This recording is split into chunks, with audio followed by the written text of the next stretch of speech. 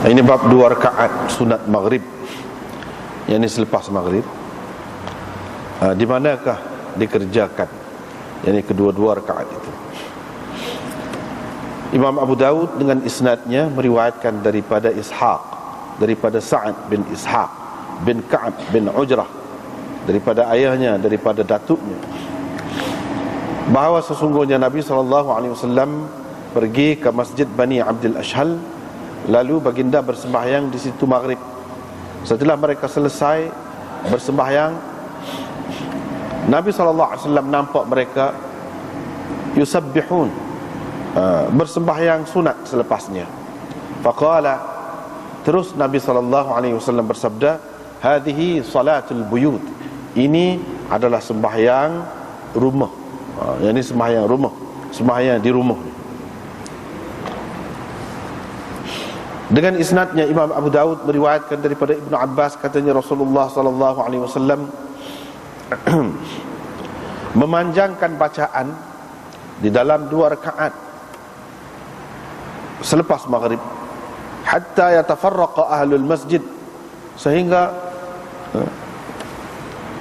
orang-orang yang pergi bersembahyang di masjid itu berselerak ataupun balik. Qala Abu Dawud berkata, hadis ini diriwayatkan oleh Nasr al-Mujaddar daripada Ya'qub al-Qummi, dan dengan isnadnya dia mengemukakan hadis ini sama seperti hadis tadi. Qala Abu Dawud berkata, hadis ini diriwayatkan oleh Muhammad bin Isa bin At-Tabba' kepada kami. Nasr bin al-Mujaddar meriwayatkan kepadanya daripada Ya'qub, sama seperti hadis yang tersebut tadi. Dengan sanad yang Imam Abu Dawud meriwayatkan daripada Sa'id bin Jubair daripada Nabi SAW, sama dengan makna hadis yang tersebut tadi. Lafaznya tidak sama, yakni mursal. Dalam setengah nuskhahnya disebut mursalan, yakni sebagai riwayat yang mursal. Kalau mursalun, maknanya ia adalah riwayat yang mursal. Qala Abu Dawud berkata, saya telah mendengar Muhammad bin Humaid berkata, saya telah mendengar Ya'qub berkata, setiap hadis yang saya riwayatkan kepada kamu daripada Ja'far, daripada Sa'id bin Jubair, daripada Nabi SAW, maka ia adalah musnad, yakni hadis yang sanadnya bersambung daripada Ibnu Abbas, daripada Nabi SAW.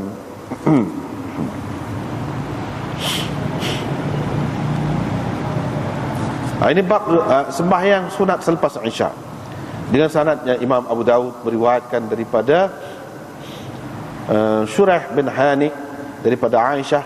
Kata Shuraih, saya pernah bertanya Aisyah tentang sembahyang Rasulullah SAW. Aisyah menceritakan, tidak pernah Rasulullah SAW sama sekali selepas bersembahyang Isya dia masuk ke rumah saya, melainkan dia bersembahyang 4 rakaat atau 6 rakaat. Pernah kami kehujanan, pernah hujanlah, berlaku hujan pada suatu malam, kami pun menghamparkan untuk Nabi SAW nita'an, yakni hamparan hamparan daripada kulit,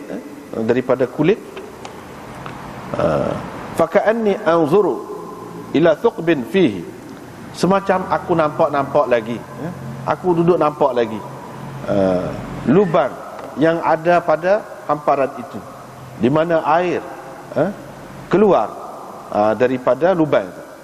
Wa ma ra'aitu, dan aku tidak melihat, tidak nampak Nabi SAW muttaqiyan al-ardha bi syai'in, memelihara dirinya daripada terkena tanah dengan apa-apa pakaiannya sama sekali. Bab naskhi qiyamil lail, ini bab mansukhnya qiyamil lail. Dengan sanadnya Imam Abu Dawud meriwayatkan daripada Ibnu Abbas, katanya tentang ayat di dalam surah Al-Muzammil, qumil laila illa qalilan nisfahu, bangunlah untuk bersembahyang pada waktu malam kecuali sedikit dari waktu malam itu, separuh daripadanya, dan seterusnya. Ayat ini dimansuhkan oleh ayat yang tersebut di dalamnya, alima allan tuhsuhu fataba alaikum faqra'u ma tayassara minal Qur'an. Ini itu yang memansuhkannya. Tuhan tahu bahawa kamu tidak akan berkemampuan untuk melakukannya, kerana itu dia meringankan kepada kamu. Maka kamu bacalah, yakni bersembahyanglah mana yang termudah kepada kamu. Wa nasyi'atal lail ialah awal malam. Sembahyang mereka di awal malam. Wa kanat salatuhum li awwalil lail. Sembahyang mereka itu berlaku di awal malam. Yaqul, dia kata huwa ajdaru, yakni Ibnu Abbas mentafsirkan, huwa ajdaru an tuhsu ma faradallahu alaikum min qiyamil lail. Lebih patut, lebih mudah untuk kamu lakukan qiyamul lail yang Allah fardukan ke atas kamu. Wa dzalika annal insan, ini kerana seseorang itu apabila dia sudah tidur, dia tidak sedar, dia tidak tahu bilakah dia akan jaga. Dan firman Allah, wa aqwamu qila, mana ajdaru an yafqah, mana lebih munasabah, lebih mudah untuk dia faham Al-Quran itu. Yakni kalau sembahyang itu dikerjakan di awal malam ketika dia tak mengantuk lagi. Dan firman Allah, innalaka fin nahari sabhan tawila, yakni engkau mempunyai masa luang yang panjang. Sabhan tawila maksudnya faraghan tawila, masa luang yang panjang pada waktu siang. Dengan syaratnya, Imam Abu Dawud meriwayatkan daripada Ibnu Abbas, katanya bila turun ayat permulaan surah Al-Muzammil, mereka berdiri mengerjakannya lebih kurang sama lama dengan berdiri mereka mengerjakan sembahyang pada bulan Ramadan, sehinggalah turun akhir ayatnya. Jarak antara turun ayat yang pertama dalam surah Al-Muzammil itu dengan yang akhirnya ialah setahun.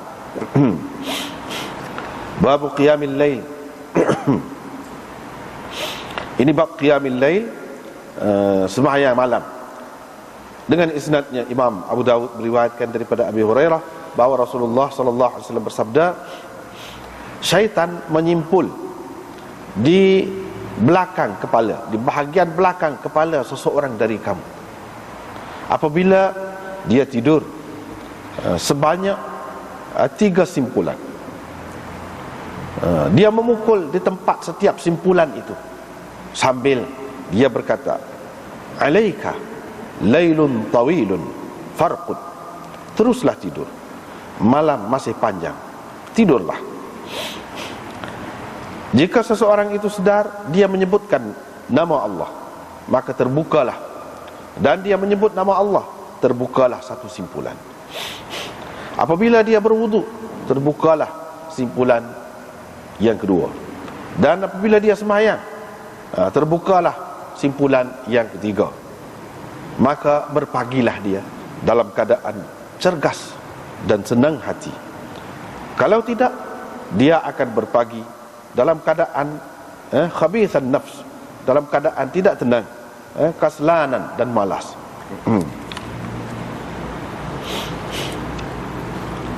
Riwayat daripada Abdullah bin Abi Qais, dia berkata, Aisyah pernah berkata, la tada' qiyamal lail, jangan engkau tinggalkan sembahyang malam. Fa inna Rasulullah, kerana Rasulullah sallallahu alaihi wasallam tidak meninggalkannya. Nabi sallallahu alaihi wasallam kalau dia sakit ataupun dia penat, dia akan bersembahyang sambil duduk. Dengan sanadnya Imam Abu Dawud meriwayatkan daripada Abi Hurairah, katanya Rasulullah sallallahu alaihi wasallam bersabda, Allah merahmati seseorang yang bangun untuk bersembahyang pada waktu malam, lalu dia bersembahyang dengan menyedarkan, menggerak isteri dia.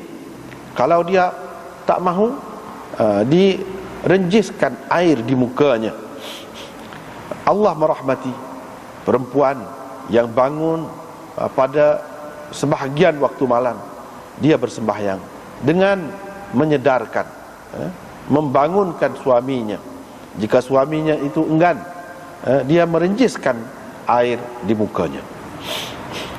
Dengan sanadnya Imam Abu Dawud meriwayatkan daripada Abi Hurairah, katanya Rasulullah sallallahu alaihi wasallam bersabda, apabila seseorang menyedarkan ataupun membangunkan istrinya pada sebahagian dari waktu malam, maka ataupun lalu kedua-duanya bersembahyang, ataupun dia bersembahyang 2 rakaat kedua-duanya sekali, kutiba fidz dzakirin wadz dzakirat, ditulis namanya itu dalam senarai orang-orang yang ingat kepada Allah, lelaki yang ingat kepada Allah dan perempuan-perempuan yang ingat kepada Allah.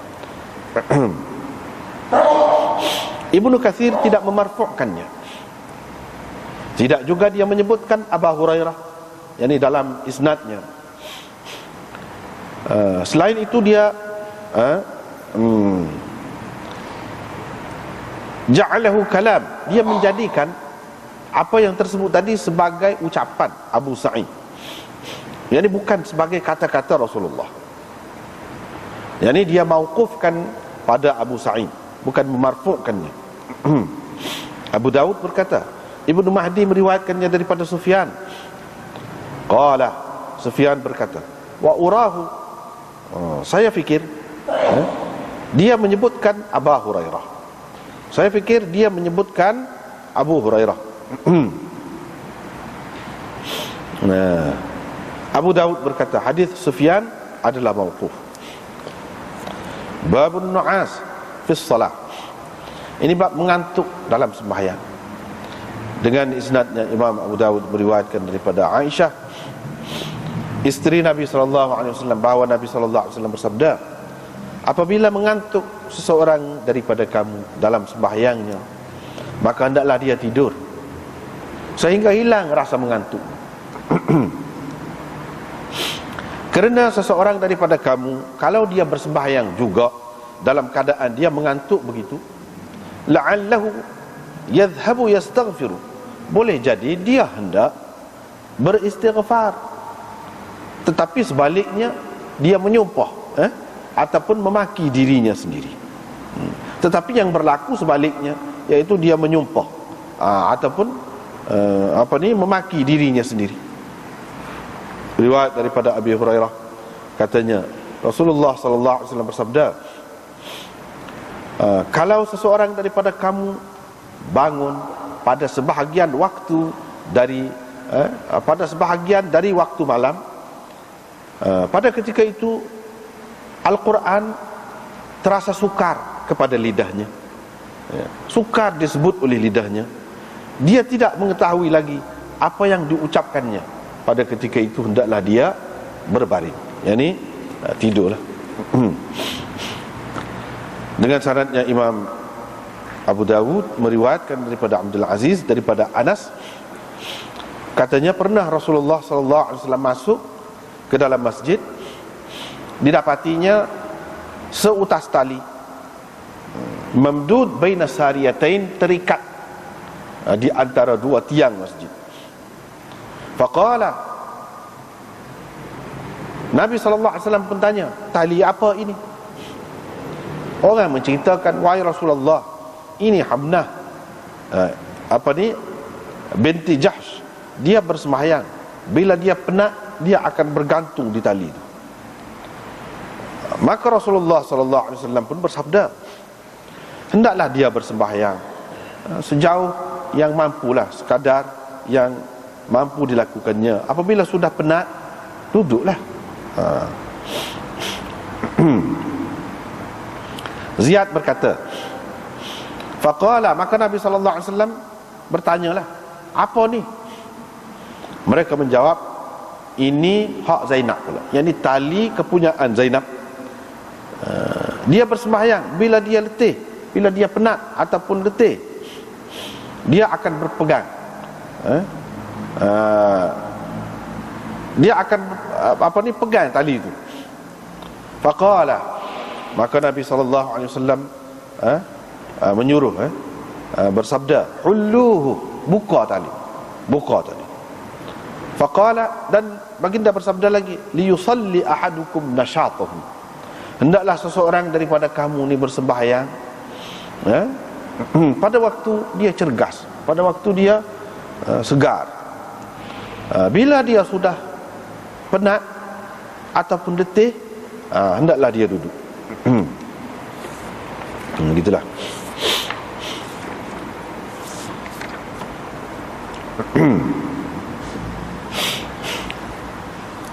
Bab hak mula-mula malam ni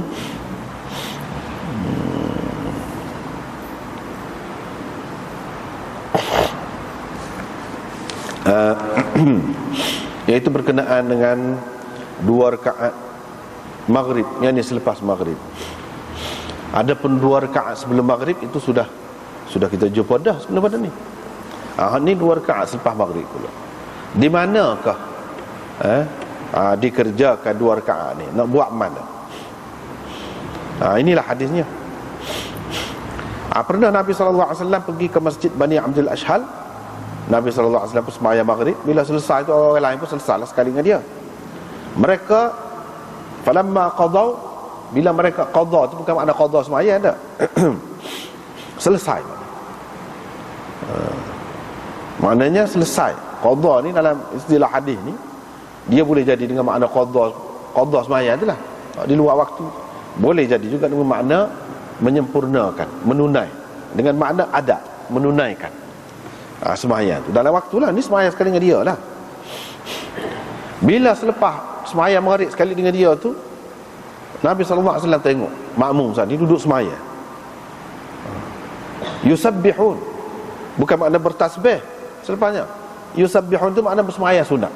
Subhah ataupun sabbaha yusabbihu maknanya bersembahyang sunat. Ini orang panggil min bab itlaqil juz wa iradatil kull, majaz mursal.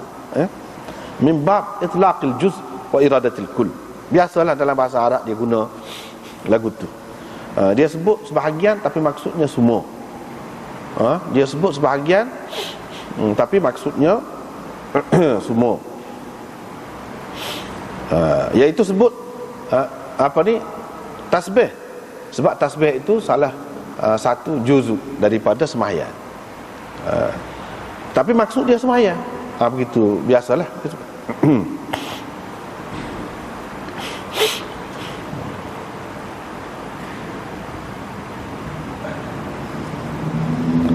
Faqala, Nabi SAW pun kata, ni sembahyang rumah ni. Mana apa yang buat dalam masjid ni? Apa yang buat dalam masjid ni? Sepatutnya sembahyang ni sembahyang rumah gitu.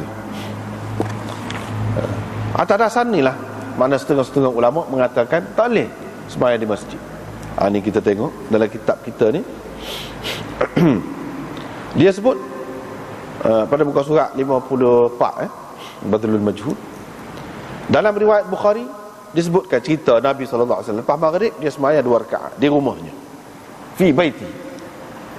Dalam satu lafaz yang lain riwayat Bukhari juga, dia kata adapun maghrib dan isyak dia sembahyang di rumahnya. Yang ni sunat dia tu.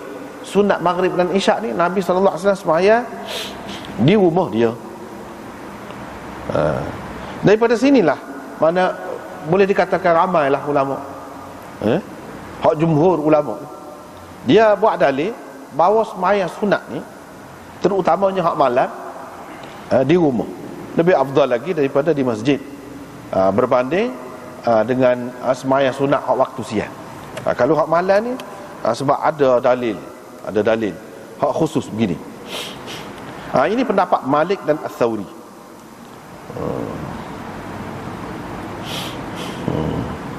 Tetapi Hafiz Ibn Hajar dia kata dia tak puas hati lah dengan dalil macam ni, cara berdalil macam ni tu. Pada tengah hari kira Nabi sembahyang di di masjid, di tengah malam Nabi sembahyang di rumah. Maknanya lebih afdal sembahyang di rumah ni hak malam. Hak tengah hari tu tidaklah sampai pagi tu mah. Kalau lebih di rumah juga pun tidaklah selebih malam ni. Dia kata tak kena tu buat dalil lagu tu. Sebab apa hak berlaku Nabi SAW tidak sembahyang di rumah tengah hari tu, muka dia pergi rata Takkanlah pergi rata jauh tu nak kelik sembahyang di rumah. Adapun kalau maghrib ni biasanya dia berada di rumah. Bila berada di rumah, senanglah dia nak sembahyang di rumah. Sebab rumah dia tu dekat di sebelah dekat masjid tu je. Bahkan bersambung dengan masjid tu.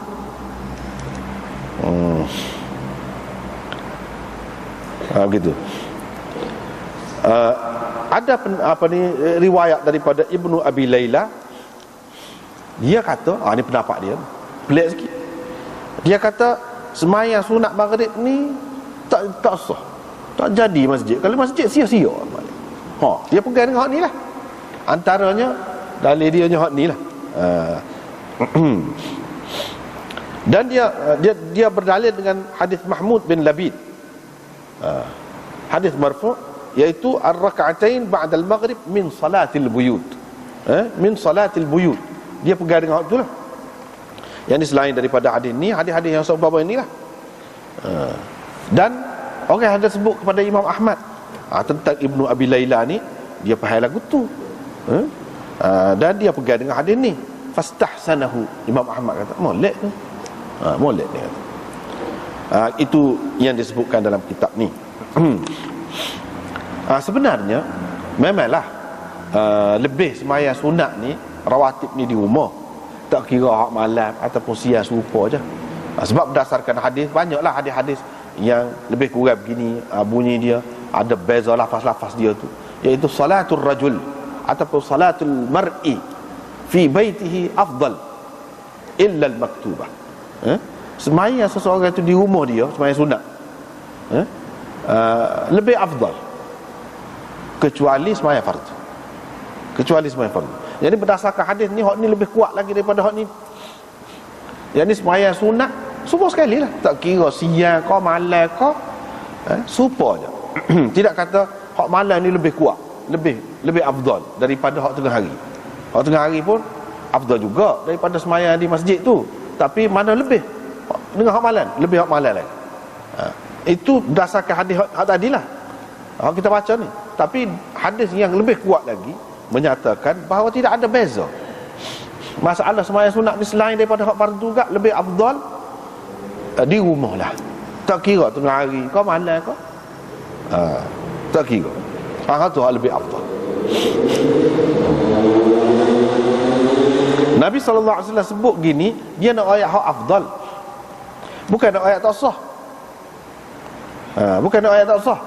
Kalau dia tak sah, dia kata lebih berat lagi. Dia hanya kata ini sembahyang di rumah ni, mana hak lebih molek. Dan berdasarkan hadis yang kita baca tadi, salatul rajul fi baitihi afdal. Afdal, bila kata afdal, lebih molek saja. Kalau buat di masjid pun boleh juga, cuma tidak afdal. Bila dia kata afdal tu lebih, hak masjid tu pun jadi juga, sah juga. Cumanya tidak afdal. Mana afdal ni afdal ni di masjid-masjid lain kok, terkecuali masjid Nabi dah. Masjid Nabi pun, masjid Mekah sekalipun, kecuali hak sembahyang berkait dengan masjid itulah. Sembahyang sunat tawaf kalau misalnya kita, tu lain lah. Kalau tidak, lebih afdal di rumah. Padahal sembahyang di masjid Nabi, sembahyang di masjid Mekah, di Masjidil Haram tu banyak kelebihannya nak banding dengan masjid-masjid lain ni. Beribu kali ganda dah.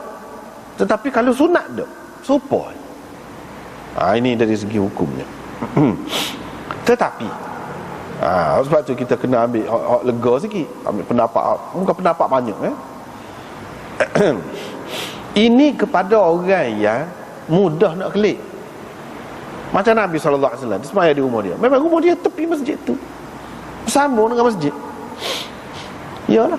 Tapi kebanyakan, kalau seorang tu rumah dia jauh,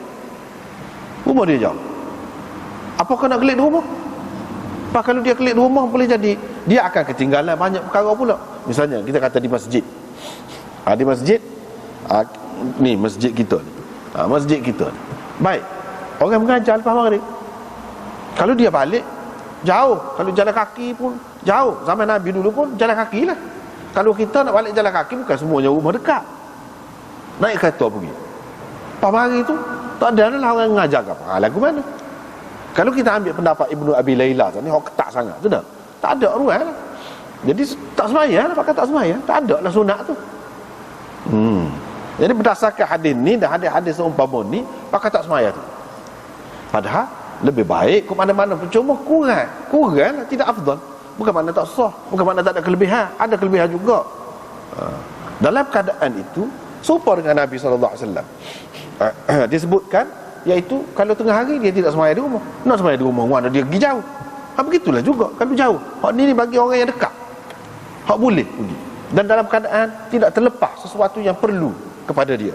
Kalau Nabi SAW nak berucap, dia nak balik ke rumah dulu, mestilah susah. Nak mari pula tu sejauh mana pula, makan masa tu. Jadi hak ni kepada orang yang duduk dekat dengan masjid, bukan umum. Kalau dia umum, misalnya kalau dia sembahyang maghrib, dia pun balik sembahyang sunat maghrib di rumah dia, boleh jadi letih malah pula nak mari isyak. Lepas ke isyak tak mari, mana baik dia tunggu boleh mari isyak sekali jemaah.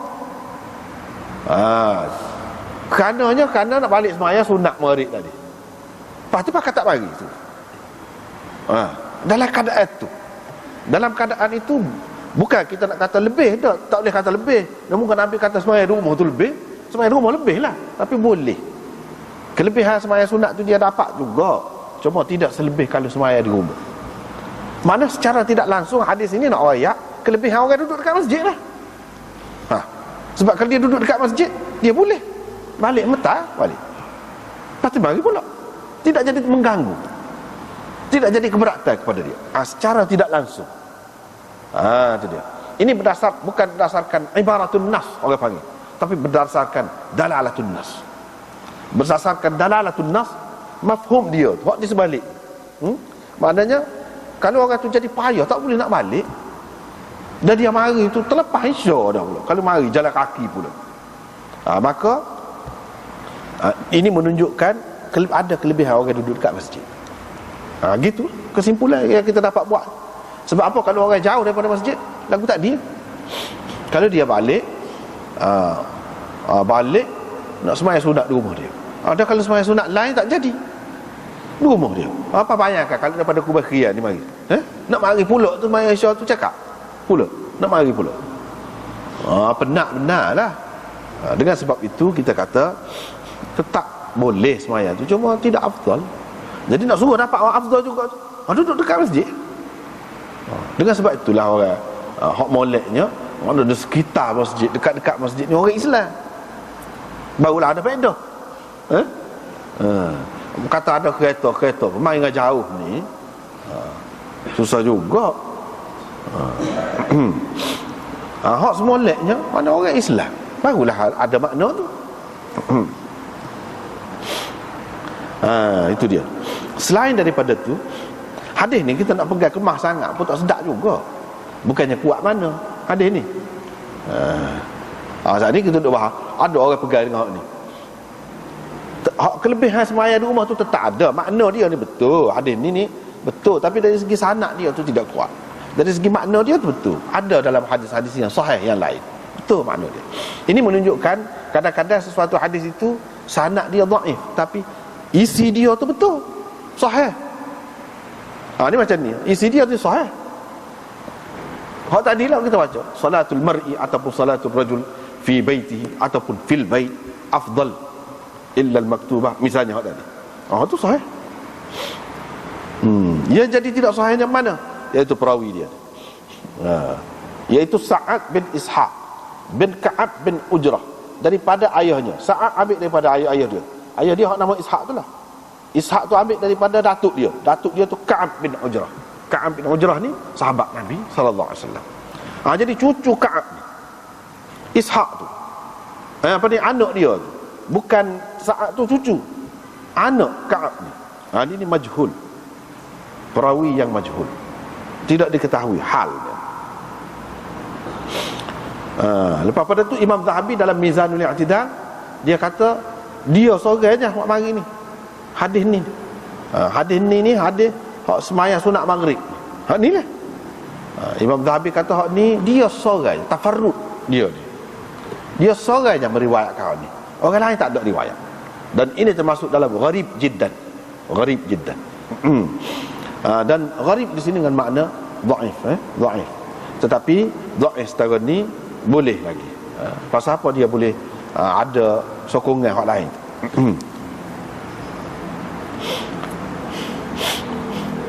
Kemudian riwayat daripada Ibnu Abbas, dia kata Rasulullah sallallahu alaihi wasallam banyak benar baca dalam 2 rakaat selepas maghrib yang dia sembahyang sunat.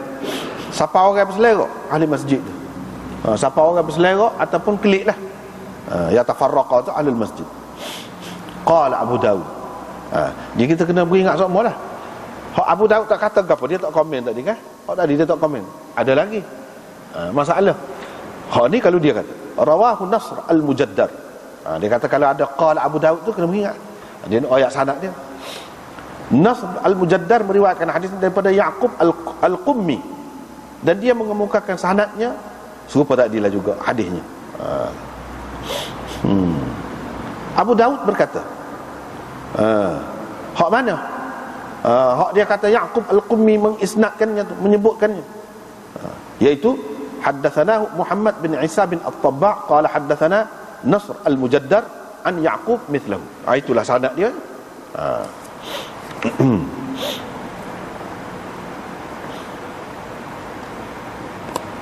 Lepas tu dia mari lagi. Hak ni hak mursal pula, Sa'id bin Jubair. Dia nak cerita tentang siapa dia ni? Tentang Yaqub al-Qummi. Abu Daud kata saya dengar Muhammad bin Humaid Ar-Razi. Dia kata saya dengar Yaqub. Yaqub kata semua hak saya riwayatkan kepada kamu daripada Ja'far, daripada Sa'id bin Jubair, daripada Nabi sallallahu alaihi wasallam, itu adalah musnad daripada Ibnu Abbas. Kalau tak ada sebut Ibnu Abbas pun pada hakikatnya adalah Ibnu Abbas itu, kata dia. Itu dia. Kata Muhammad bin Humaid. Dia ambil daripada Yaqub ni. Ini kata-kata Yaqub lah. Yaqub kata mestilah kalau saya tak sebut tu daripada Sa'id bin Jubair, lepas pada tu atas pada tu ada Ibnu Abbas, walaupun tak sebut. Hakikatnya ambil daripada Ibnu Abbas lah. Sa'id bin Jubair ambil daripada Ibnu Abbas daripada Nabi sallallahu alaihi wasallam. Tak apa. Dia hadis ini pun ada masalah juga. Ni qala Abu Daud. Ada qala Abu Daud. Abu Daud kata Nas al-Mujaddar meriwayatkan daripada Yaqub al-Qummi. Hak tadi, hak dia mari hadis tu ada matan hadis tu. Itu riwayat Talq bin Ghannam daripada Yaqub bin Abdullah. Hak ni dia nak ayatnya ada orang lain selain daripada Talq bin Ghannam yang meriwayatkan daripada Yaqub itu. Siapa dia? Iaitu Nasr al-Mujaddar. Nasr yang ada paru cacar di muka dia. Al-Mujaddar tu maknanya orang yang kena cacar, lepas tu ada lekat paru di muka dia. Itu orang panggil Al-Mujaddar. Nasr ini dia pernah kena penyakit cacar, lepas tu ada bekas di muka dia.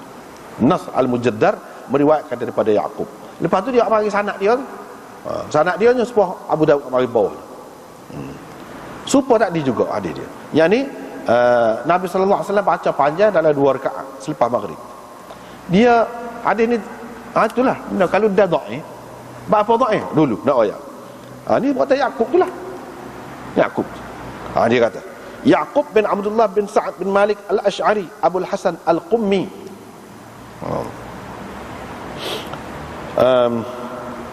Nasa'i kata laisa bihi ba's. Tak apa, boleh lah. Boleh boleh. Yang ni kalau laisa bihi ba's ni tidaklah mana kemahaman. Abul Qasim At-Tabarani kata thiqah. Dia kena ingat dalam istilah ilmu rijal hadis ni, kalau kata thiqah tu tidak semesti boleh buat hujah. Bukan mengikut bahasa, maknanya orang yang boleh dipercayai, maka boleh pakai lah. Tak boleh. Daraqutni kata laisa bil qawi, tak kuat. Tak kuat tu mana dhaif lah.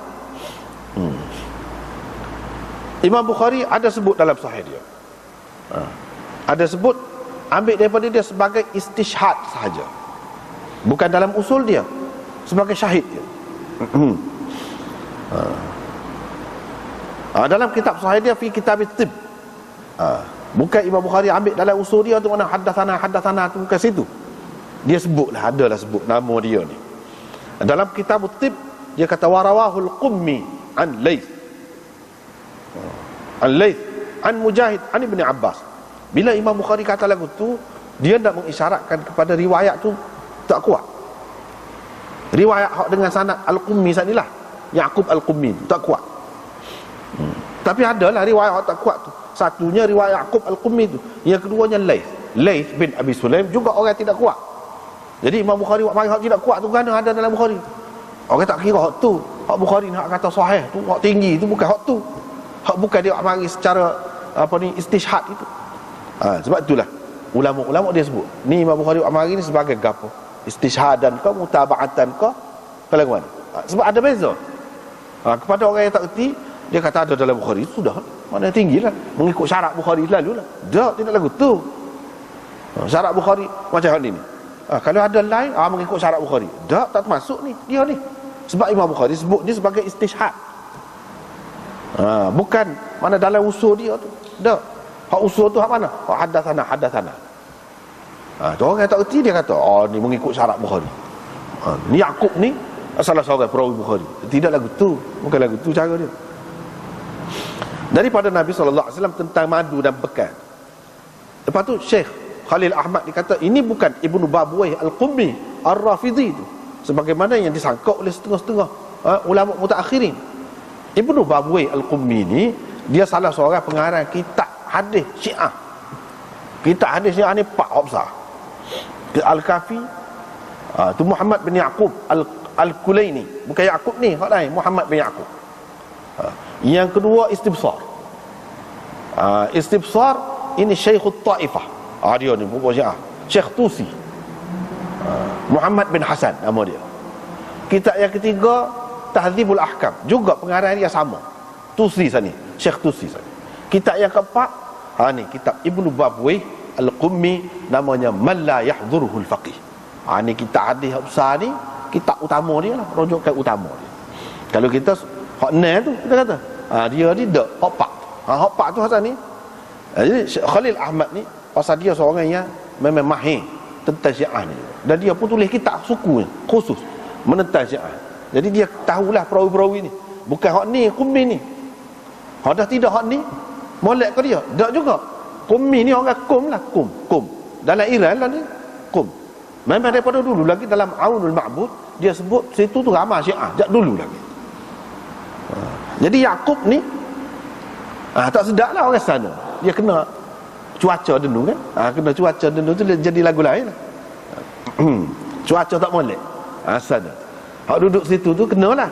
Ada muka orang lain semua belakang dia ada juga sikit-sikit banyak kan. Gitu lah. Tak lagi kalau kita kata awak mari Nas Al-Mujaddad pun ambil daripada Yaqub Al-Qummi juga. Itu dari segi sanad dia tak lagi. Pak kita tengok balik isi dia. Kalau tengok isi apa ni, sebelum tengok isi kita tengok sini. Riwayat asal lagi Imam Abu Daud awak mari. Ni dua orang, iaitu Ahmad bin Yunus dan Sulaiman bin Daud Al-Ataki. Mereka berdua kata Yaqub, Yaqub juga ambil daripada Ja'far bin Abil Mughirah, daripada Sa'id bin Jubair juga. Tapi sini tak ada sebut Ibnu Abbas. Walau bagaimana, maknanya secara mursal lah. Secara mursal maknanya Ibnu Abbas perawi sahabat tu tak tersebut. Sa'id bin Jubair tu daripada Nabi SAW. Itu orang panggil riwayat mursal. Abu Daud kata, dia kata aku dengar Muhammad bin Humaid Ar-Razi. Dia kata aku dengar Yaqub. Ni Muhammad bin Humaid Ar-Razi, orang Rai. Razi orang panggil. Ni pun tak pakai juga ni. Tak lagi juga ni, ada penyakit juga ni. Penyakit semua juga ni. Daripada Nabi SAW. Itu bermakna musnad daripada Ibnu Abbas. Semua ni hak tadi, hak ni kau semua ada Yaqub lah. Kalau ambil hak Muhammad bin Humaid Ar-Razi pun tak boleh pakai juga. Tak boleh pakai lah. Sebab ada Yaqub tu sahaja. Sebab itulah Daraqutni kata dia ni tak kuat. Dan Ibnul Jauzi menyenaraikan dia ni dalam perawi dhaif. Tak lagi. Bukan dhaif gitu saja, sekadar dhaif gitu saja. Kena beringatlah tu kalau orang lagu ni. Cuba kita perhati. Nabi SAW semaya sunat 2 rakaat panjang. Panjang tu sepanjang mana? Dia bercanggah dengan hadis yang lain. Dalam hadis yang lain Nabi sallallahu alaihi wasallam semaya 2 rakaat tu dia baca qul ya ayyuhal kafirun. Rakaat yang kedua qul huwallahu ahad. Hak tu dia baca. Sahabat-sahabat lain hak sanak hak sahih sebut lagu tu. Ni panjang lagu mana? So tu apa? Nampak Nabi sallallahu alaihi wasallam ni dia tak pandai nak jaga orang. Tu. Kalau demo ni dia ada penyakit itulah kalau riwayat dia. Tak pandai jaga makmum. Semaya tu panjang. Di semayang mana? Kira-kiranya zahirnya semayang dalam masjid. Semayang dalam masjid kan, sebab orang dalam masjid ni sehingga berselera ahli masjid. Kalau dia semayang dalam rumah dia, mana orang nak tahu panjang ke pendek? Sebab apa dia kata ahli masjid tu berselera? Berselera apa? Duduk situ lah. Tak tahu Nabi duduk mana. Nabi masuk dalam rumah mana tahu panjang ke pendek? Dan Nabi SAW duduk agak dalam tu mana tahu? Dia boleh kata semaya 2 rakaat panjang. Jadi kata dia tahu mana? Bini Nabi hak tahu dalam tu.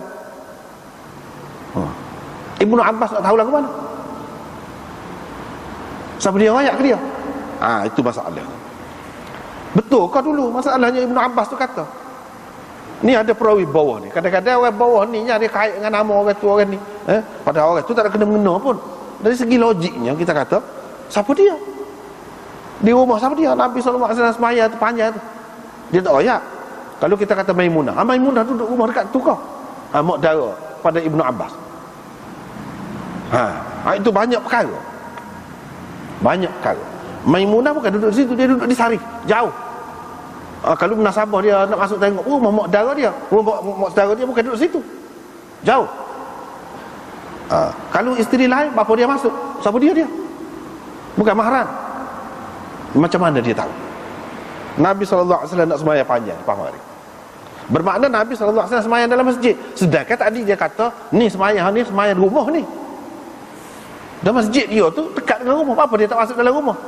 Dia kata semaya dalam rumah tu kan lebih afdal. Apa dia semaya dalam masjid? Itu benda hak bercanggah. Ni orang panggil hadis yang bercanggah dengan riwayat yang lebih sahih. Kalau hadis tu dhaif, perawi dhaif meriwayatkan bercanggah dengan perawi-perawi yang thiqah yang kuat, orang panggil hadis munkar. Kalau dia seorang aja, dia tu katakanlah dia tu orang thiqah juga, bercanggah dengan hak lain-lain ramai-ramai ni, orang panggil syadz. Syadz tu dhaif juga. Itu kalau kita kata dia ni orang kuat, dah jelas dia tidak kuat. Kalau kita nak pakailah hak Tabarani kata dia ni thiqah, lepas tu bercanggah dengan hak lain, tak boleh pakai juga. Nabi SAW suruh orang semaya di rumah. Dia kata jangan mati, jangan buat jadikan kubur rumah. Dan lebih afdal seseorang itu semaya di rumah dia. Dia pun selalu lagu tu. Aisyah duduk royak Nabi SAW semaya berapa rakaat, dia duduk royak. Bini dia hak royak, menunjukkan di rumah. Hak tu sahih. Itu dua perkara. Perkara yang ketiganya, sehingga ahli masjid tu berselera. Siapa dia ahli masjid? Siapa dia berselera? Mudah tak berselera. Panjang mana maya 2 rakaat ni? Panjang mana? Semaya 2 rakaat. Takkan dia baca surah Baqarah waktu Isya dekat tu. Kalau katakanlah baca panjang sekat Isya je. Ni siapa ke pukul berapa kita kata? Dia kena jelas. Tak boleh ni pasal nyabit dengan siapa dia? Nyabit dengan Nabi SAW, nyabit dengan generasi awal sahabat. Apa lagi tu? Tak boleh duduk dalam masjid ke? Tak sedap duduk dalam masjid. Siapa dia? Tak sedap duduk. Tidak sabar. Tidak. Puak-puak ni puak-puak kum ni ramai ni bertiga sahabat. Dia pergi situ lah. Mana tak boleh sabar. Sedangkan kita tengok hak skala dalam riwayat yang sahih. Kau ramah sahabat lari. Dia bukan jenis lari sahabat ni kalau semaya. Tengok hak semaya tarawih. Malam yang pertama sikit, malam kedua kau ramah, malam ketiga kau ramah, sampai dekat subuh tak lari. Bukan kerah tu, bukan kerah. Dia pergi sendiri. Itu gambaran sahabat. Di sini gambaran lagu lain. Bercanggah pula situ. Siapa dia? Ahlul masjid tu siapa dia? Takkan munafik. Takkan munafik belaka. Hak ramanya sahabat Nabi. Jadi sahabat Nabi ni berselera. Kenapa? Nabi SAW tak pandai nak jaga hati orang. Sedangkan dia royak dah. Kalau tu imam dia kena jaga orang di belakang. Ada hak uzur, ada hak tua, ada budak kecil, macam-macam. Dia royak, tapi dia tak jaga. Sampai pukul berapa lambat ni? Nabi SAW biasa dalam riwayat-riwayat yang sahih dia mayat Isya ni lambat sikit. Tak ada berselera. Duduk di situ. Dalam riwayat yang lebih sahih, riwayat yang tinggi, sahabat-sahabat semaya, kita kata kira-kira dalam pukul 10. Pukul 10 kita 10.30 tu baru sembahyang Isya. Umum dia sembahyang gitu. Dan dia kata sembahyang Isya lewat lebih afdal. Ada kalanya lebih lewat lagi daripada tu. Tak ada berselera. Guna sini sebut berselera ahli masjid. Bila ni, ketika mana? Masjid mana? Masjid mana? Situ tak jelas banyak kalau. Itulah sifat kita pentingnya belajar hadis, dia kena faham benda lagu itulah. Sifat hadis dhaif lagu mana? Lagu itulah dia ada benda-benda ciri-ciri lagu tu. Dia ada. Kalau hadis sahih tidak begitu. Hadis sahih tidak begitu. Ni ona siapa dia? Yaqub ni. Al-Qummi. Sebab tu Imam Abu Daud kata, qala Abu Daud. Beberapa kali dia mari tu. Semuanya ada Yaqub tu berlaku. Kena ingat, orang Syiah ni, orang Qum ni, dia kalau kata Syiah, dia benci kepada sahabat. Benci kepada sahabat. Dia nak buruk sahabat. Sahabat lari. Tak boleh duduk dalam masjid. Kalau perang, lagu mana? Kau lari lagi. Dia nak pergi kot tu. Dia boleh sikit ruang, tak apa dah. Mana sahabat ni munafik lah. Kalau tidak munafiknya tunggu. Munafik. Gitu. Dia pergi situ.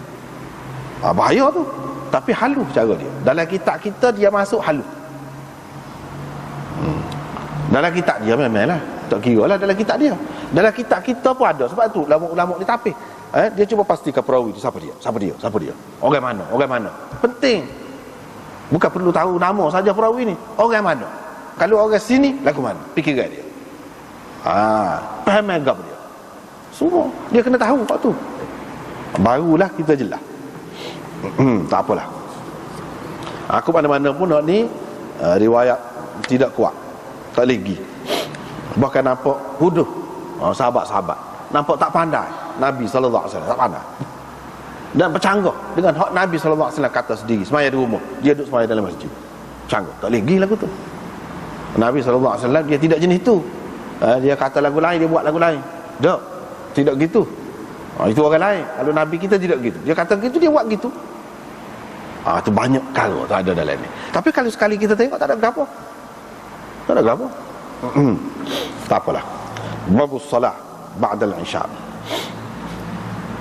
Ini bab sembahyang selepas isya. Sembahyang sunat kan ni maksudnya.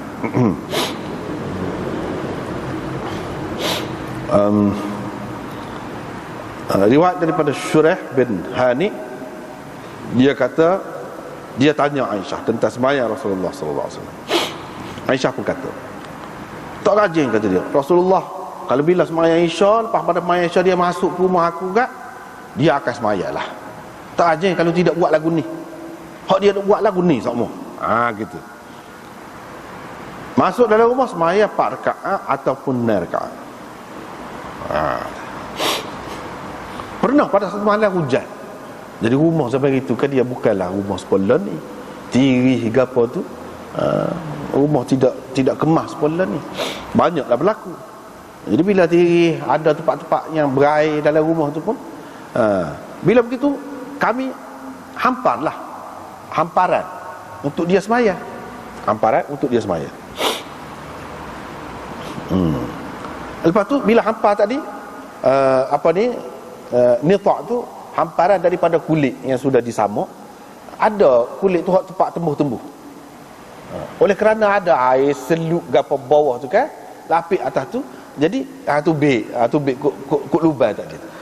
Aisyah kata aku duk nampak lagi lubang tu, air tubik kok tu.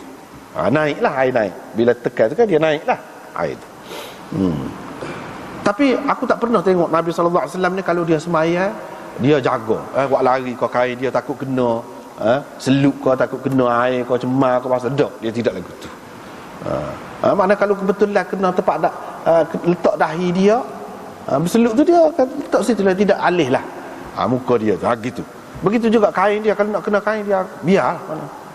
Dia tidak lari kain dia. Begitu. Ini pun ada masalah juga. Sebab itulah orang kata sunan sihah sittah. Sihah sittah tu kalau pakai secara taglib betul. Tapi kalau secara tiap-tiap satu hadis bagi tiap-tiap kitab itu sahih tak kena. Sebab apa? Tuan kitab tu sendiri. Macam dalam Tirmizi dia kata hadis ni tidak sahih. Hadis ni dhaif. Dia sendiri kata. Lagu mana pula kita nak lebih pada dia, nak kata setiap hadis dalam Tirmizi, dalam Abu Daud tu sahih, lagu mana? Jadi kalau kata sihah sittah, ramai orang tidak setuju. Sunan sittah tidak boleh kira lah. Boleh kira nak banding dengan sihah sittah. Tapi bukan semua kitab tu sunan. Macam Bukhari tidak tertib sunan. Bukhari tidak tertib sunan. Dia jami', bukan sunan. Sebab itu semua tu nama-nama tadi guna tu mengikut kaedah taglib. Pakai kaedah taglib. Taglib ni mana hak kebanyakan. Hak kebanyakan dalam nas tu mengikut tertib sunan. Jadi kita taglibkan hak tu. Bukhari hak tidak tertib sunan pun kita panggil sunan sittah.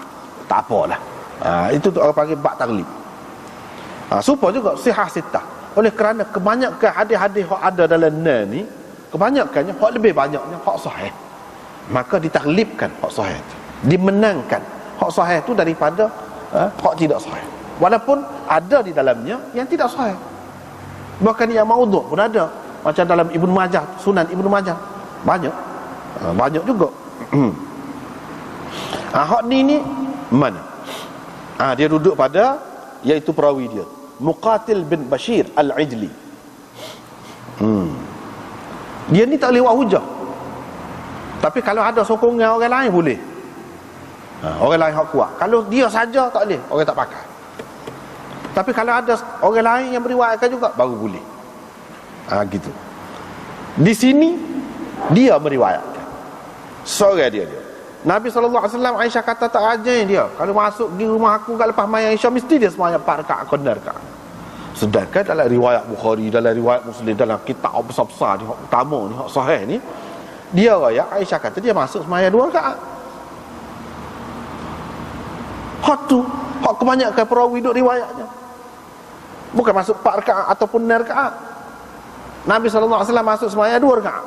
Hak tu, hak lebih sahih. Dah hak lebih banyak perawinya meriwayatkan gitu. Sudah bercanggah. Dia tak ada sebut pun hak 2 rakaat. Sedangkan hak sahih tu sebut 2 rakaat. Ataupun kalau kita nak kata 4 rakaat, yakni dengan dia buat 2 rakaat, itu boleh kira lah. Kalau gitu 6 rakaat, yakni dengan buat 2 rakaat. Dengan 2 rakaat, itu boleh kira lah kalau gitu. Tapi kalau tidak, maka dia akan bercanggah dengan riwayat yang lain. Bercanggah dengan riwayat yang lain yang lebih sahih. Walau bagaimanapun hak ni tidaklah berat sangat dia ni. Tidaklah kuat sangat dhaif dia tu. Boleh kira lah, boleh pakai lah. Lebih kurang. Dan boleh ditakwil lagi 4 rakaat tu kita kata 2 rakaat tu maknanya bukan makna 2 tu saja dia sembahyang. Dia sembahyang lagi tapi 2 rakaat berdasarkan hadis sebahagiannya kita sudah jumpa dah sebelum pada ni, salatul lail mathna. Akan datang ni ada pula.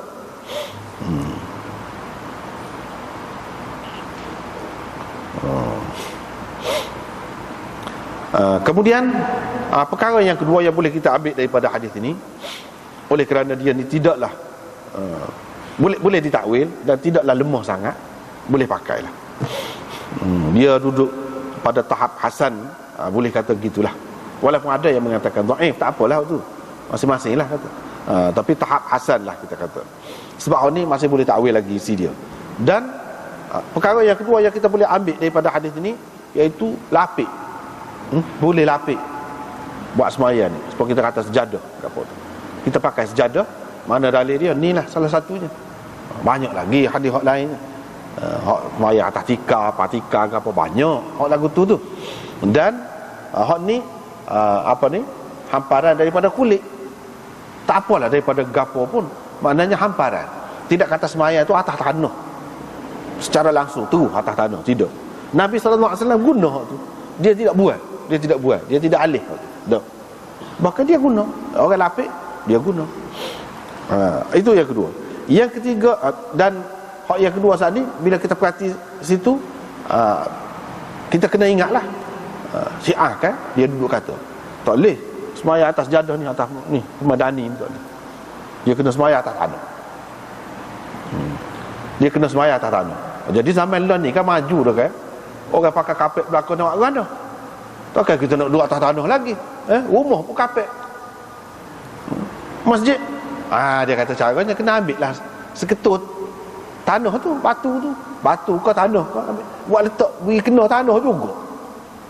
Hak tu dia pakai batu tu tempat sujud sebab nak beri kena atas tanah.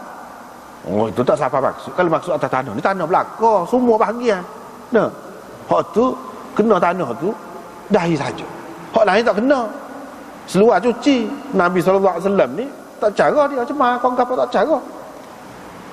Kita tadi mesti dah nak muka masjid comel-comel, takkanlah apa nama ni nak tanah. Jadi dia kata pakai got. Itu alasannya. Sebenarnya tak lagi. Tanah tu tanah enggak apa. Kita kata tanah mana-mana tak kira, supaya lah. Dia tidak tanah. Semua tanah boleh. Tanah Karbala tu ambil waktu. Tanah Karbala ambil waktu. Itu cara dia. Tak betul lah. Dia pokok dia kata tak ada. Nabi ni semaya atas tanah semua. Banyak hadis ni. Hak seumpama ni. Hak sahih lagi, hak setara ni. Banyak sangat. Nabi SAW pakai pelapik. Dalam Bukhari, dalam apa, ada khumrah dia sebut, ada hasir dia sebut, macam-macam.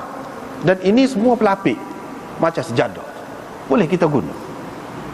Tidak jadi apa ni, menghalang daripada kita guna. Tidak kata jadi kurang sembahyang ke apa. Tidak. Kalau tidak, Nabi SAW alih dah lah. Hak maksud Nabi SAW sembahyang atas tanah gitu gini tu dalam keadaan kita pergi mana-mana. Tidak kata tak boleh sembahyang kalau tak ada sejadah. Tak. Atas pasir pun boleh. Dalam keadaan dalam keadaan gitu.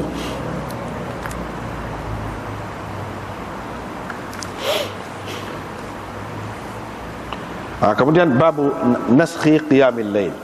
Naskhi qiyamil lail. Nasakh qiyamil lail. Hadis pun masalah juga. Hadis ni banyak berjujuk ni. Kali ni berjujuk dalam Abu Daud ni hadis yang tidak kuat. Macam ni tidak kuat tu sebab apa? Sebab ada Ali bin Husain daripada ayah dia, daripada Yazid An-Nahwi, daripada Ikrimah, daripada Ibnu Abbas. Dengan sebab itu, kalau orang kata ni apa ni, ayat ni dimansuhkan oleh ayat ni, dalil dia mana ni? Tak boleh nak buat dalil. Sebab ni setara mana hadis? Tak boleh nak buat dalil. Dengan sebab tu ulama masih khilaf lagi. Ada dia kata mansuh tu luah makna dia je. Hak takhsis itu pun dia panggil mansuh juga. Dalam istilah mutaqaddim, istilah tu tidak sama mutaqaddimin dengan mutaakhirin tentang istilah mansuh itu. Kalau kita nak pakai hak mansuh dengan arti hak mutaakhirin, hak ni nak pegang hak ni tak boleh. Dia kata sebab apa? Hadis ni dhaif. Gitu.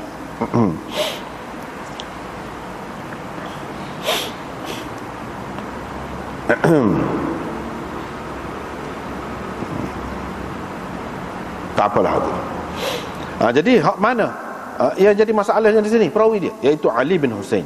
Cuba kita tengok dalam kitab ni, muka surat 59.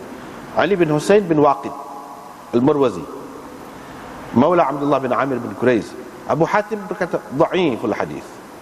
Dhaif. Nasa'i berkata laisa bihi ba's. Tak apa, boleh kira, boleh lah. Ibnu Hibban menukilkan daripada Imam Bukhari.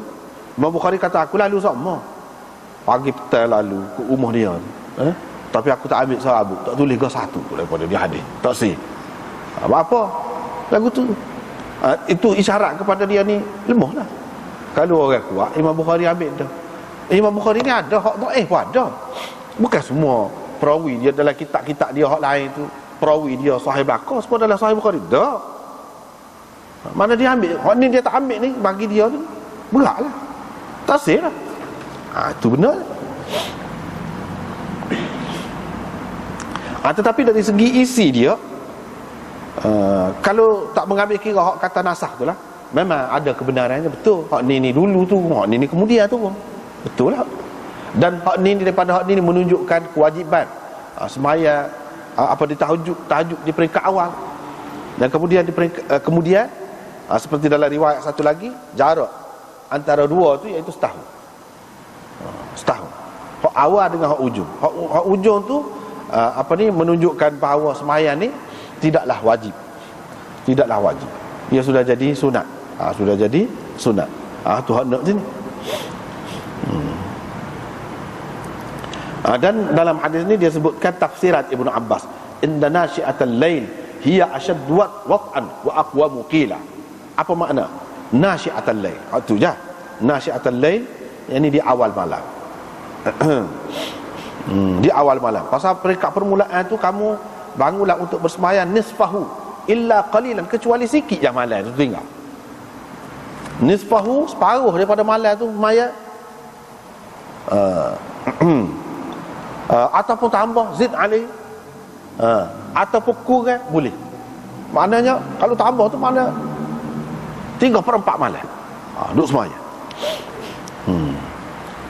Ataupun 2/3 malam sepanjang tu duduk semayang. Lama.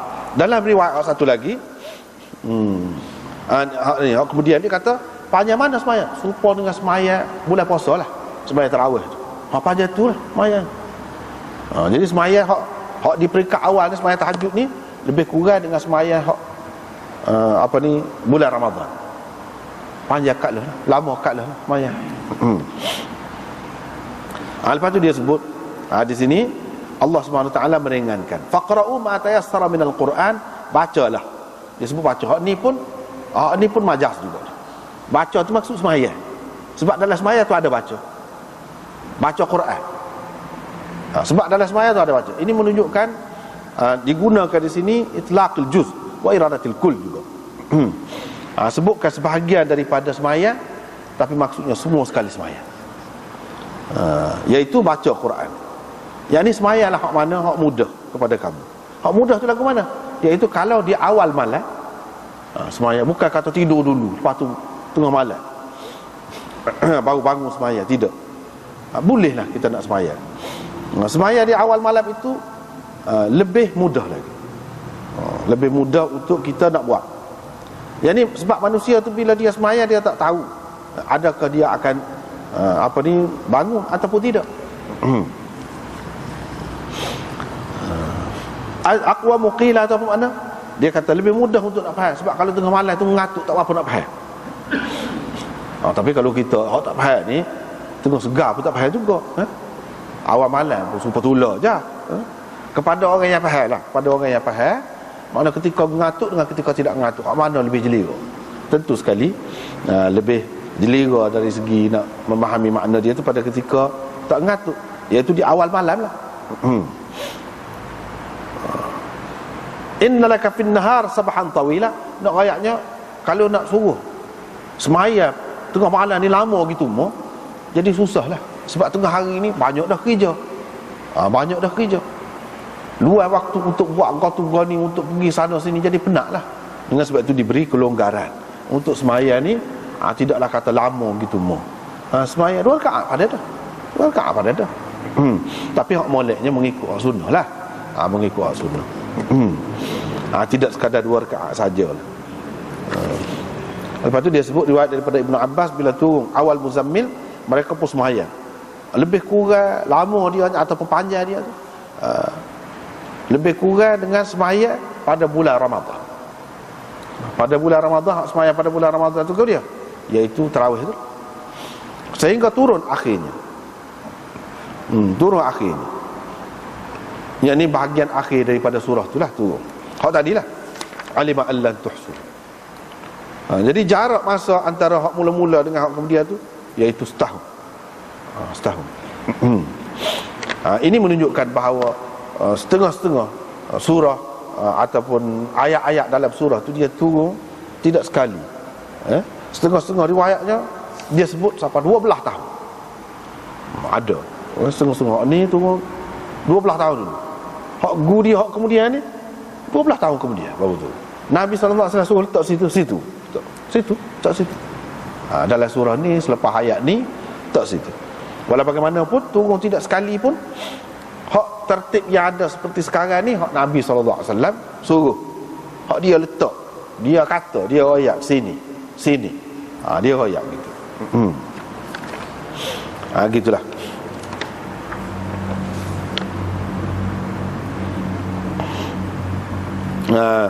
Kemudian hak nasah qiyamil lail, nasah kepada dia, bukan nasah sembahyang tu tak ada langsung dak, sembahyang tu tetap ada. Nasah hukum dia, hukum hak dulu wajib, hukum hak kemudian tidak wajib. Gitu. Lepas tu wajib tu kepada siapa? Kepada semua lah, sahabat-sahabat Nabi dan Nabi sekali lah, di peringkat permulaan. Lepas tu kata nasah wujud dia tu, nasah kewajiban dia tu untuk sahabat-sahabat. Adapun kepada Nabi, adakah dinasah juga? Itu khilaf. Ada yang kata nasah juga, ada yang mengatakan tidak, iaitu Nabi SAW tetap wajib kepada dia sembahyang malam ini, sembahyang malam, ataupun lebih dikenali dengan nama sembahyang tahajud. Itu orang panggil qiyamul lail, sembahyang tahajud. Adapun qiyam Ramadan, itu lain. Qiyam Ramadan dia ada dua. Dalam kitab hadis ni selalu kita jumpa qiyam Ramadan, tajuk qiyamul lail. Qiyamul lail tu hak tidak bulan Ramadan, iaitu tahajud. Dalam bulan Ramadan pun ada juga. Tapi kalau kata qiyam Ramadan tu bulan Ramadan, qiyamul lail tu tidak bulan Ramadan pun ada. Hak tu orang panggil tahajud. Pada bulan Ramadan qiyamul lail pun ada juga, dan qiyam Ramadan pun ada juga. Qiyam yang dimaksudkan dengan qiyam Ramadan itu sembahyang tarawih.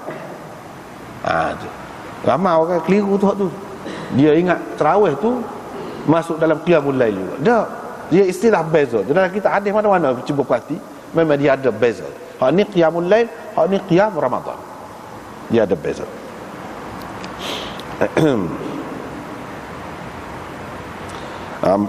Hadis ini menunjukkan, banyak lagi hadis-hadis yang lain, menunjukkan bahawa sesuatu hukum tu dia berubah-ubah, dan banyak berlaku perubahan di zaman Nabi SAW. Bukan Allah SWT tak tahu, dia tahu. Dia tahu dah, tetapi nak uji rasa. Dan ini sebagai penapih, terutamanya di zaman Nabi SAW. Banyak hukum satu ketika gini, lepas tu gini. Satu ketika wajib, lepas tu jadi sunat. Satu ketika tidak kuat, lepas tu jadi kuat. Satu ketika tidak wajib, lepas tu jadi wajib. Misalnya sembahyang 5 waktu. Sebelum pada tu sembahyang ada, sembahyang ni ada, tapi tidaklah seperti ni.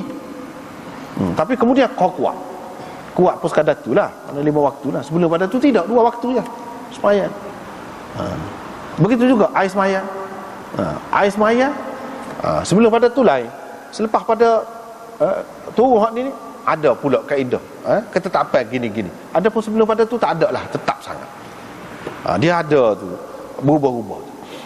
Kepada kita hak kemudian ni, kita ambil hak sudah siap dah. Lagu mana hak sudah siap dah. Yang ni sembahyang kita tidak ikut tertib zaman Nabi, mula-mula gini, lepas tu gini, lepas tu gini. Ambil hak siap dah. Mula-mula boleh kecek misalnya dalam sembahyang zaman Nabi kan. Kita tak boleh lagu tu. Mula-mula khutbah jemaah ni lepas sembahyang, bukan sebelum sembahyang zaman Nabi. Lepas pada tu baru sebelum sembahyang. Jadi apakah kita nak buat lagu tu? Tak. Kita buat hak kemudian.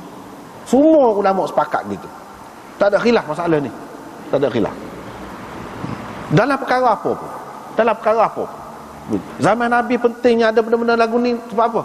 Dia sebagai penapis. Seperti kita kata tadi lah. Dia sebagai penapis. Sebab apa? Ujian banyak. Nak tahu hak mana pengikut Nabi yang setia, yang sebenarnya. Hak tu hak boleh duduk sekalinya. Kalau tak kuat kan, dia akan selerak, dia akan lari. Secara tidak langsung Allah SWT nak membersihkan kumpulan Nabi ni, penggerak utama Islam mula-mula ni. Dia kena orang betul-betul solid lah kata. Kalau hak tak kemah tak boleh cabut. Dengan cara lagu mana? Mula-mula ngadap kepada Baitul Maqdis, lepas tu ngadap pada Kaabah. Dalam Quran sendiri sebut, saya qulu sufaha'u minan nas ma wallahum an qiblatihim allati kanu 'alaiha. orang-orang yang bodoh kata. Dia kata hak bodoh. Dia kata hak bodoh. Apa dulu mengadap kau ni, lepas tu tukar pula ni. Situ sah. Jadi hak cerdik-cerdik hak gitu gini tengok. Hak ni. Dulu nampak sebab kita. Hak ni. Nampaklah. Lepas tu tapi hak lain pula. Gol lain pula. Dalam ramai-ramai tu boleh jadi dia ada. Apa ya Tuhan buat gini, tidak buat gini selalu. Cuba takwil lagu tu. Jadi lagu mana? Hak tu pula cabut. Jadi maknanya nak buat ada sport learning Islam ni bukan main tapi. Hak ni lah hak sikit. Hak tu lah hak betul-betul tulen. Hak tu lah yang bawa Islam. Hak sudah diuji dengan macam-macam ujian. Kalau nak kira tak, boleh bagi macam-macam. Terutama hak sampai tu. Apa lagu ni? Boleh takwil. Kalau takwil saja, jadi lagu mana? Tidak ke munafik, tidak ke jadi kafir. Maknanya kena itu benar lah. Kena itu benar. Setia sungguh, patuh sungguh. Sebab apa? Atas Tuhan belaka. Dia boleh tukar. Dia nak tukar lagu ni, nak lagu ni, dia boleh. Keperluan pada masa tu memang gitu. Dia ada hikmat dia lah. Ada pun masa kita dia tak perlu. Tak perlu lagu tu. Muka siap dah. Bukan makna Tuhan tak erti, tak tahu dah. Tuhan tahu. Orang pada masa tunya dia kena rawat lagu ni. Dia kena rawat lagu ni. Seperti orang doktor, dia bagi kepada pesakit ni, orang hak mari ni dia ubat lain. Hak lain mari dia ubat lain. Kita tak boleh kata dia tak pandai. Kita tak boleh kata dia tak tahu. Dia tahulah di lagu tu. Hak zaman Nabi tu perlu gitu. Dia buatlah hukum tidak tetap tadi. Tetapi sampai satu peringkat memang tetap, sahabat-sahabat pun faham gitu. Kita pakai hak paling akhir Nabi sallallahu alaihi wasallam. Semua gitu. Masalah takbir sembahyang jenazah.